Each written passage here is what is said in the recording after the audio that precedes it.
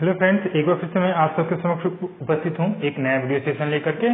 और आज से कुछ एमसीक्यू क्वेश्चंस की सीरीज स्टार्ट कर रहा हूँ। फ्रेंड्स, अगर आप सबका समर्थन मिला तो मैं पूरी सीरीज कंटिन्यू करूँगा और आप जिस किसी टॉपिक पे भी वीडियो देखना चाहेंगे उससे मैं उस टॉपिक पर मैं एमसीक्यू प्रिपेयर करके आपके समक्ष लेकर आऊँगा। ये जो वन लाइनर्स या फिर मल्टीपल चॉइस क्वेश्चंस के जो ऑप्शंस होते हैं, वन लाइनर्स एक लाइन में इसका आंसर दिया गया है, मल्टीपल चॉइस तो नहीं डाले गए हैं समय की कमी के कारण, बट फिर भी बहुत सारे एग्जाम्स में पूछे गए क्वेश्चन हैं। ठीक है, तो इनके रिपीट होने के चांसेस बहुत ही ज्यादा होते हैं। प्लस ये BPSC, UPPCS, UPSC, NDA, CDS जितने भी एग्जामिनेशन हैं, हर तरह के पीसीएस, किसी भी स्टेट का पीसीएस भी कवर कर सकता है ये सारे क्वेश्चंस। तो आपको बस बहुत ज्यादा कुछ नहीं करना है, इसको कंटिन्यू अगर सुनेंगे आप तो क्वेश्चन आपको रिवाइज हो जाएंगे बहुत ही आसानी से। और जो अगर आपको कोई डाउट है तो वो भी आप कमेंट सेक्शन में लिख के हमें बता सकते हैं, ताकि इसका निवारण इसका सोल्यूशन अगले वीडियोस के माध्यम से किया जा सके। So friends, let's begin the session. अभी आज के सेशन में हम लोग एंशिएंट इंडिया और सोशल मूवमेंट जो एंशिएंट इंडिया में हुई थी उसके बारे में हम लोग उससे रिलेटेड क्वेश्चन डिस्कस करेंगे जो विभिन्न प्रतियोगी परीक्षाओं में पूछी जा चुकी है। तो फ्रेंड्स, आज का जो पहला क्वेश्चन है यहाँ पे दिख रहा है आपको स्क्रीन पे, an advance water management system of Harappan time has been unearthed at. तो ये कहाँ पे एंशिएंट टाइम में एक वाटर मैनेजमेंट का जो सिस्टम था वो कहाँ पे अनअर्थ पाई गई है, तो उसका आंसर है फ्रेंड्स धोलावीरा। नेक्स्ट, जो cotton for textile was first cultivated in. तो कॉटन जो सबसे पहले जिसकी खेती की गई वो फ्रेंड्स अपने भारत में ही की गई थी, इंडिया में ही की गई थी। Rock cut architecture in Harappan culture has been founded. कौन सी जगह पे रॉक कट आर्किटेक्चर जो है हड़प्पन कल्चर में इंडस वैली सिविलाइजेशन में पाया गया था, तो वो भी धोलावीरा ही इसका आंसर है friends. Copper chariot of Harappan times discovered है। तो कॉपर का जो चैरियट जो है वो कहाँ पे पाया गया था इंडस हड़प्पन टाइम्स के दौरान, तो डैमाबाद में पाया गया था। Famous bull seal of Indus valley civilization found at. तो हड़प्पा में जो बुल सील है, बुल का जो सील है, सील मतलब वो क्या कहते हैं, निशान मारने वाला जो होता है, उस तरह के जो सील पाए गए थे इंडस वैली सिविलाइजेशन के साइट्स पे, तो वो हड़प्पा में पाए गए थे। टेराकोटा रिप्लिका ऑफ ए फ्लाउ बनावली में पाया गया था। फ्रेंड्स, ये क्वेश्चन बहुत बार पूछे जाते हैं। ये सारे क्वेश्चन उसी तरह के कलेक्शन है, एक तरह के बार बार रिपीटेड क्वेश्चंस के ही कलेक्शन है जो कई सारे प्रतियोगी परीक्षा में पूछे जाते हैं। मूविंग ऑन, न्याय दर्शन प्रोपोगेटेड बाय। तो न्याय दर्शन का स्टार्ट प्रतिपादन किसने किया था? तो गौतम ने किया था, गौतम ऋषि ने किया था। Next one is Purusha Medha, that is male sacrifice is refer to in. तो ये mail sacrifice that is Purusha मेधा कौन सी किताब में पहली बार लिखी गई थी? तो ये सतपथ ब्राह्मण में लिखी गई थी, उसी से ली गई है mail sacrifice that is Purusha Medha. Next is the religion of early Vedic Aryan was primarily of. तो वो भी सी बात है, ये आपने बहुत बार सुना है कि वो लोग प्रकृति की पूजा करते थे और यज्ञ करते थे। अभी बहुत सारे जैसे कोरोना वाली से चल रहा है तो ऐसा लग रहा है कि एयर पोल्यूशन है, तो एयर पोल्यूशन को हम यज्ञ करके वातावरण को शुद्ध कर सकते हैं। हालांकि ये एंशिएंट नॉलेज के बेसिस पे, बट यहाँ से आप रिलेट कर सकते हैं कि वो भी वर्शिप करते थे, किसकी? प्रकृति पूजा करते थे और यज्ञ में बिलीव करते थे। मोस्ट वैल्यूएबल प्रॉपर्टी ड्यूरिंग ऋग्वेदिक एज, ऑब्वियस सी बात है काऊ के बेसिस पे लड़ाइयाँ युद्ध हो जाते थे। और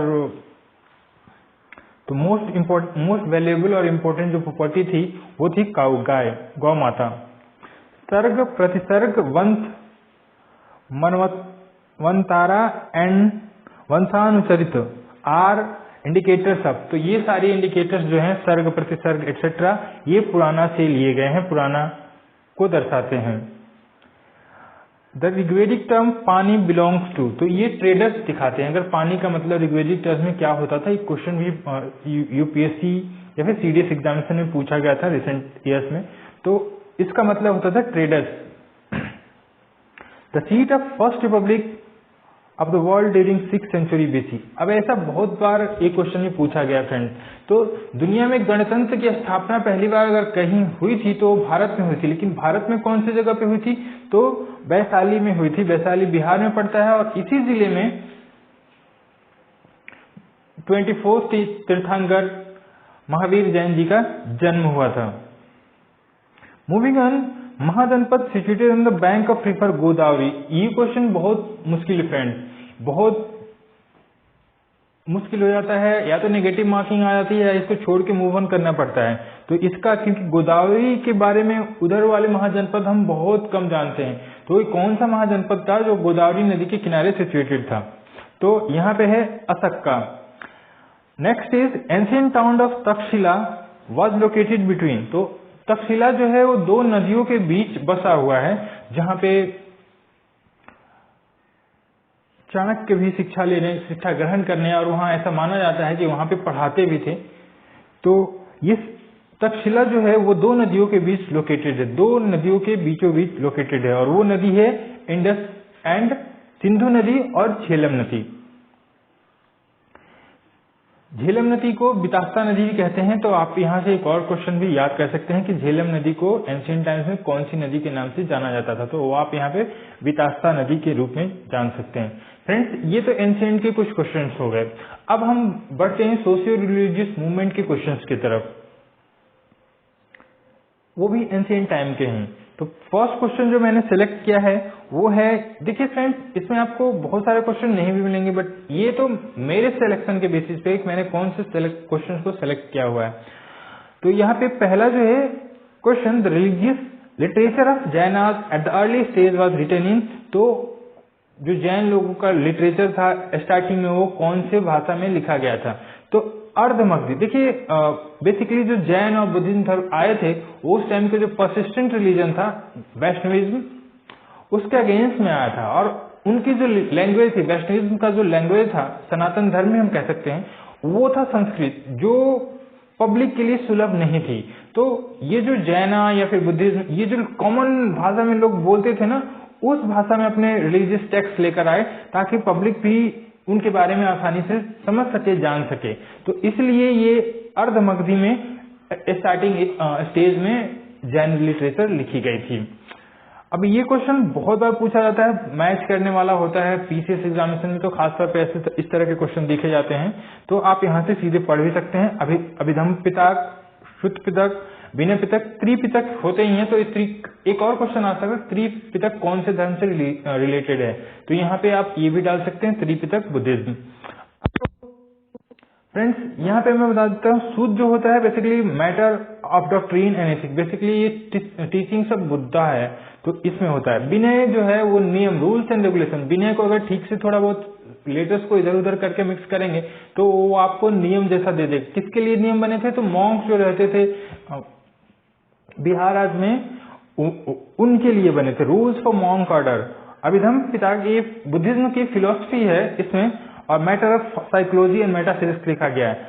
महासंघिका जो है मेंबर्स ऑफ ग्रेट, महा का मतलब होता है ग्रेट, तो यहाँ पे महासंघिका को आप आसानी से याद करते हैं, members of great community, that is Mahasanghika. ये क्वेश्चन भी काफी मुश्किल है friends. Vardhaman Mahavira was known as Nigantha Nataputta. अब ये क्वेश्चन बहुत बार पूछा जाता है एग्जाम्स में, और इसके सोर्सेज काफी कम हैं, इस वजह से ये काफी मुश्किल क्वेश्चन बन जाता है। तो थर्ड वैकिल इन बुद्धिज्म, तो जो तीसरा वैकिल है बुद्धिज्म में वो है Vajrayana Buddhism. Doctrine of Shunyavada, that is Shunyata, वो किसने प्रतिपादन किया था? तो यहाँ पे नागार्जुन ने दिया था। फ्रेंड्स, एक और क्वेश्चन है जो काफी कंफ्यूजिंग है कि मेनिंदर जो थे उसने किससे बुद्धिज्म ग्रहण किया था, या फिर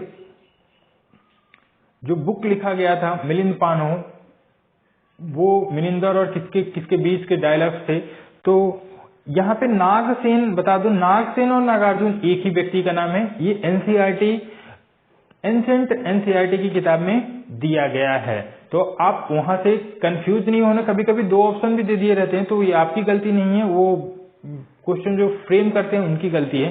पर फिलहाल आप ये मान के चलिए कि नागार्जुन और नागसेन जो है एक ही व्यक्ति का नाम है, ऐसा एनसीईआरटी में दिया गया है, इसी के साथ मैं ये कह रहा हूं। बुद्धिज्म पतिमुखा स्टैंड्स फॉर, तो बुद्धिज्म में एक टर्म आता है पतिमुखा, उसका मतलब क्या होता है? तो यहाँ पे रूल्स ऑफ द संघ, तो ये भी विनय पिटक से रिलेटेड ही एक तरह का है।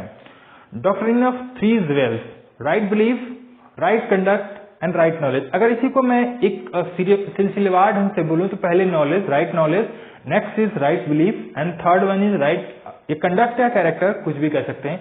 तो K for knowledge, B for belief, C for conduct और कैरेक्टर। तो यहाँ पे के बी सी और राइट तो लगा ही लेना है। तो किसके लिए थ्री वेल्स जो है वो कौन से धर्म की क्राउनिंग ग्लोरी है? तो ये के बी सी हो जो जैननाथ के लिए है।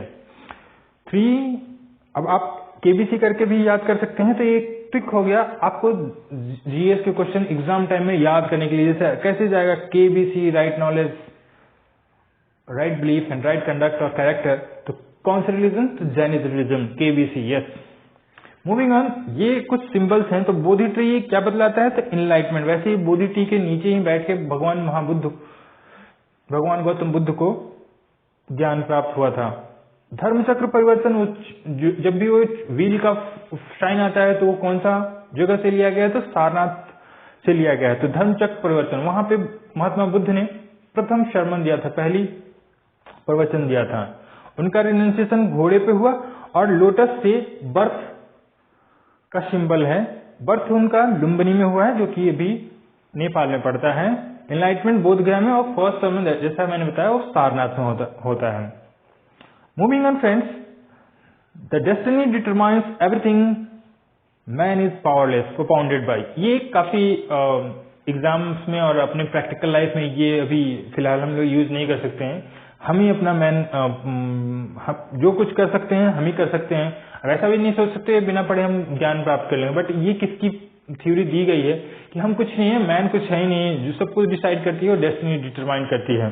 तो ये आजीविका सेक्ट का थ्योरी था और उसी के खिलाफ उसमें था कि मतलब मस्ती में जियो, कल की चिंता करनी ही नहीं है। जो है ऐसा कहा गया कि कर्ज लेकर भी आज को अच्छा बना के चलो, who cares for tomorrow, future का ध्यान नहीं रखना है, ऐसा इसमें बताया गया था।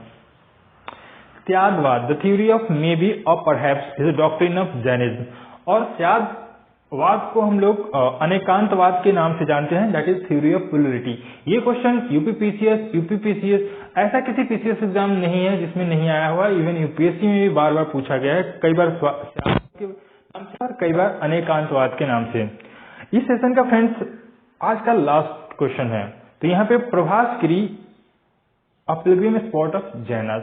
अब इस क्वेश्चन को कैसे याद रखेंगे ये भी मैं बता दे रहा हूँ। तो फ्रेंड्स आप सबने, मुझे पूरी उम्मीद है कि बाहुबली पिक्चर जरूर देखा होगा, बाहुबली 1, बाहुबली 2। कटप्पा ने बाहुबली को क्यों मारा वो तो कॉन्सेप्ट बाहर किया, पर यहाँ से तो उसका जो एक्टर का नाम है वो प्रभास है। और बाहुबली जो थे वो जैन धर्म से रिलेटेड थे।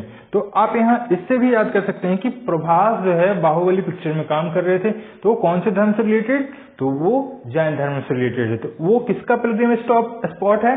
तो वो जैन धर्म का है। तो friends thank you so much for watching this video session. नए वीडियो सेशंस में कुछ और क्वेश्चंस पे डिस्कशन करने के लिए कुछ और क्वेश्चन आपके समक्ष लेकर मैं उपस्थित होऊंगा। Till then, thank you so much for watching this video session and all the very best to you all. Thank you.